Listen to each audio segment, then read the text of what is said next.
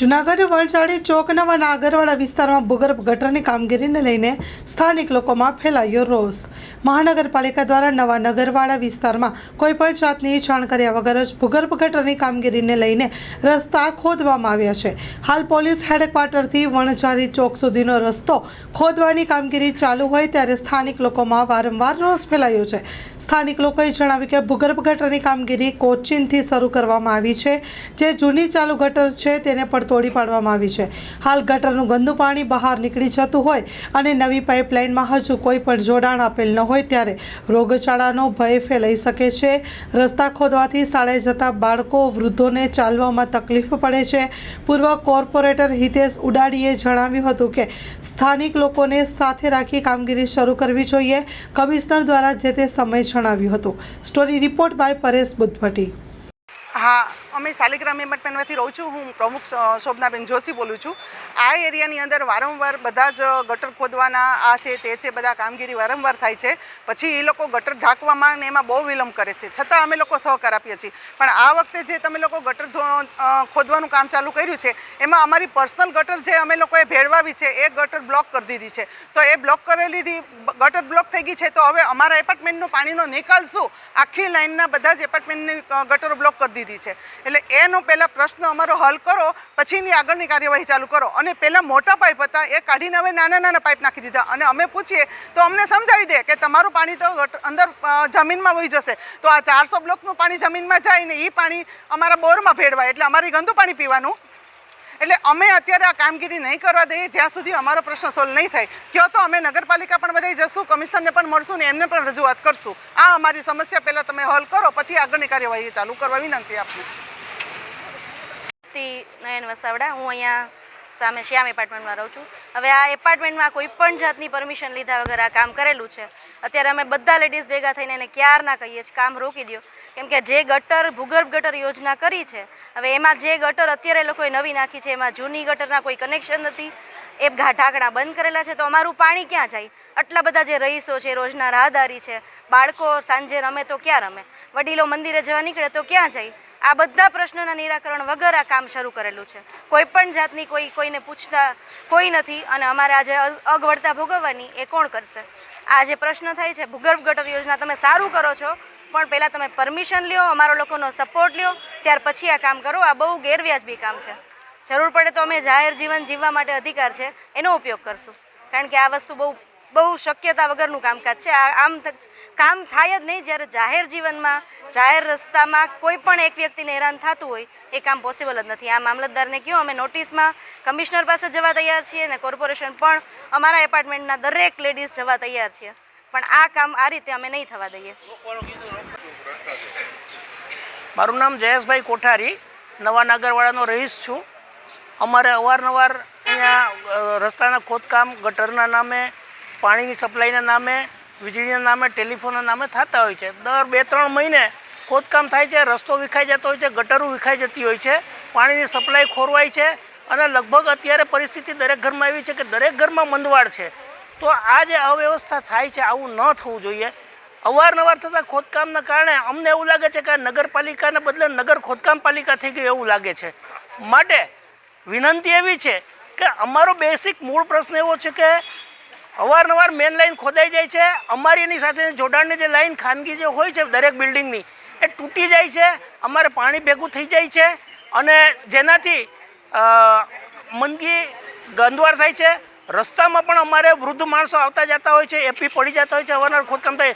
તો વિનંતી એવી છે કે પહેલાં કોઈ બી આવા કામ કરે તો દરેક બિલ્ડિંગને એક પ્રતિનિધિને પૂછી અને એને સહમતિમાં લઈ અને પછી એવું કામ કરવું કે જેથી કામ પણ થાય અને લોકોને અગવડ પણ ન પડે અને સરકારને ઓછામાં ઓછા ખર્ચે વધુમાં વધુ સારું કામ થાય અને પબ્લિકના પૈસાનો વેડફાટ ન થાય। માટે વિનંતી એવી છે, હાલ તાત્કાલિક અમારી દરેક બિલ્ડિંગના જે મૂળ ગટર મેન ગટર સાથે જે જોડાણ થયેલ છે તે તોડી નાખ્યા છે, તાત્કાલિક જોડી દે, પછી આગળનું કામ કરે અને દરેક બિલ્ડિંગવાળાના પ્રતિનિધિને સાથ સહકાર સંમતિ લઈને કામ આગળ વધારે વિકાસનું એવી વિનંતી છે। હું હિતેશભાઈ ઉદાણી, વોર્ડ નંબર 10 ભૂતપૂર્વ કોર્પોરેટર। આ વિસ્તારમાં હેડક્વાર્ટર રોડથી લઈ અને વંજારી ચોક સુધી અત્યારે ભૂગર્ભ ગટરનું કામ ઓછી કાલે આવીને આખો રોડ જે ખોદી નાખ્યો અહીંના જે એપાર્ટમેન્ટવાળા જે છે બધાય એ લોકોને એકવાર સંયુક્ત એના બધા પ્રમુખને બોલાવી અને એને વાતચીત કરાય અને એ લોકો એવું કાંઈ કર્યું જ નથી અને ખોદી નાખ્યો રોડ એનોય કોઈ વાંધો નથી. પણ જે જૂની ગટર હતી એમાં પાણી જતું હતું. ભૂગર્ભ ગટર બનાવવાની હોય તો બાજુમાં ભૂગર્ભ ગટર બનાવે, જૂની ગટરમાં પાણી જાય. અત્યારે જે જૂની ગટર છે એ તોડી અને એની અંદર આ પાઇપ નાખાય. એટલે મારે કમિશનર સાહેબને એટલું જ પૂછવાનું કે જે વખતે તમે એમ સાહેબ નક્કી થયું હતું કે જૂની ગટરમાં વરસાદી પાણીનો નિકાલ થાય અને ભૂગર્ભ ગટરમાં રહેવાસીનો નિકાલ થાય પાણીનો, પણ આ લોકોએ તો જૂની ગટર જ તોડી નાખી. તો વરસાદી પાણી ક્યાં જશે સાહેબ? એની તપાસ કરાવો. આ કેવી રીતે કામ કરે સાહેબ? એકવાર તમે નજરે આવો કે આ વિસ્તારમાં જે અત્યારે પરિસ્થિતિ થઈ છે, પાણીના બધા એપાર્ટમેન્ટના પાણીના ઓલા જે કનેક્શન જતા હતા બધાને તોડી નાખ્યા છે. દાંટો આવી ગયો છે. 2 દિવસ થાય, 2-3 દિવસમાં તો બધાના ઘરમાં પાણી આવવા મળશે સાહેબ. 2-3 દિવસની અંદર એમ કહે છે અમે કરી નાખશું, તો તાત્કાલિક કાલને કાલ બધાના કનેક્શન થઈ જાય. 2 દિવસ ભલે લે, 3 દિવસ લે, પણ કનેક્શનનું કામ ચાલુ થાય એ મારી એક નર્મ અપીલ છે. અને બીજું સાહેબ, આની તપાસ કરાવવા ભૂગર્ભ ગટર અને જૂની ગટરમાં કેમ નાખી? ભૂગર્ભ ગટર તો આખી નવી જ બનાવવી પડે, કારણ કે એને વરસાદી પાણીનો નિકાલ કરવા માટે છે. તો અહીંયા આ કાંઈ સમજાતું જ નથી. કોણ કોન્ટ્રાક્ટરને કોણ આમાં કરે છે, આમાં ક્યાં જે હોય ભૂગર્ભનું એ લોકોને તમે તાત્કાલિક બોલાવીને કાં તમે અહીંયા આવો સાહેબ, કાં તાત્કાલિક ધોરણે આનો નિર્ણય લ્યો. અહીંના જે રહીશો છે બધાય કાલ રાતે ભેગા થયા હતા ભૂગર્ભ ગટર માટે પાણી માટે પ્રશ્ન માટે. આજે એ લોકો સવારે 8 વાગ્યાથી બધા ભેગા થઈને એમ કહે છે કે અમે કામ અટકાવી દઈશું. અત્યારે જો આગળ આ લોકોના કનેક્શન નહીં દેવાય તો એ લોકો બધા આડા બેસી જશે. અને એક એપાર્ટમેન્ટવાળા લગભગ 150થી 200 જણા આવ્યા છે. એ 200 જણા એમ કહે કે અમે રોડ ઉપર બેસી જશું, અપાસવા બેસું ને કમિશનર સાહેબને ઓફિસે જઈને ઘેરાવે કરશું. મારું નામ દીપેશ ઝીંઝવાડિયા છે. હું નવા નાગરવાડાના એરિયામાં વિસ્તારમાં કુંભ એપાર્ટમેન્ટમાં રહું છું. છેલ્લા 1.5 મહિના પહેલાં અહીંયા પાણીની લાઈન નાખેલી. રસ્તો સારો હતો. અમારા કોર્પોરેટરશ્રીએ 2 વર્ષથી 2.5 વર્ષની આસપાસ બહુ સારો રસ્તો, ગટરનું લાઈન અને પાણીની પાઇપ બહુ સારી નાખેલી હતી. પણ સત્તાધિકારીઓને શું વિચાર આવ્યો કે અહીંયા બીજી લાઈન પાણીની નાખવી જોઈએ. જે પાણીની લાઈન જાતી હતી પીવાના પાણીની લાઈન, ત્યાં બાજુમાં જ નવી લાઈન આવી ગઈ, નગરપાલિકાની હતી, ત્યાં બાજુમાં નર્મદાની લાઈન આવી ગઈ. કોઈ વાંધો નથી. પણ હવે એ લોકોએ ભૂગર્ભ ગટરનું વિચાર્યું છે, ગટર ચાલુ કરવી છે, આપણે નવી ગટર બનાવી છે. પણ જૂની ગટર હતી તો ઓલરેડી બહુ સારી હતી. અમારા સત્તાધીશોએ સારી કરી હતી, નગરપાલિકાના કોર્પોરેટરશ્રીઓએ સારી ગટર કરી હતી, મોટી કરી હતી. હવે આ તો મોટી ગટર તોડી અને નાની ગટર કરી છે. એ લોકોએ એ કોઈ પ્રોબ્લેમ નથી, કદાચ એ લોકો કાંઈ વિચાર્યું છે. પણ અત્યારે એ લોકોએ કાલે ગટરના પાઇપ નાખી અને પછી પાછું બોરી દીધું. તો લગભગ અહીંયા 20 એપાર્ટમેન્ટ છે આ જ રોડ ઉપર, 15 થી 20 બરોબર છે. એપ્રોક્સ 400 થી 500 ઘર થાય છે સાહેબ. 500 ઘરના પાણી જાય ગયા ને એ લોકોએ બૂરી દીધું છે, કાલથી બૂરી દીધું છે. એટલે આજે તો પાણી તો સવારનો ઉપયોગ થશે પાણીનો, બરોબર. એ પાણી જશે ગયા એ આજુબાજુના વિસ્તારમાં ડાવરમાં અને બોરમાં જ જવાનું છે પાણી, બરોબર છે. પાણી જશે ગયા, રોગચાળો ફેલાશે. આ છે એવી રીતે બધા માણસો માંદા પડશે. ને પ્લસ કોઈ જાતની નથી ખબર જ નથી કે આમાં શું કરવાનું છે. એ લોકો એમ કહે છે કે પાણીની ગટર પહેલાં હતી, પાણીની લાઈન નાખી હતી, બીજી ગટરની લાઈન નાખી હતી. સાહેબ આટલું તોડફોડ કરવી હોય તો હું તો કહું નગરપાલિકા શ્રીઓને ત્યાં ચેન નાખાવી દો. તમારે જ્યારે ખોલવું હોય ત્યારે તમે ચેન ખોલી શકો, વસ્તુ નાખી શકો. જ્યારે કરવું હોય ત્યારે ચેન બંધ કરી શકો. બને તો ચેન જ નખાવી લ્યો, તમને સહેલું પડે. ખોદવું નહીં દર વખતે આપણે સારું કામ કરીને. Thank you. જોઈએ છીએ હવે તો આગળ હડતાલ પર બેસી જશું. આગળ નિવારણ નહીં આવે તો. હું ઠકરા દીપ્તિ બોલું છું, કુંભ એપાર્ટમેન્ટમાંથી, નવા નાગરવાડા.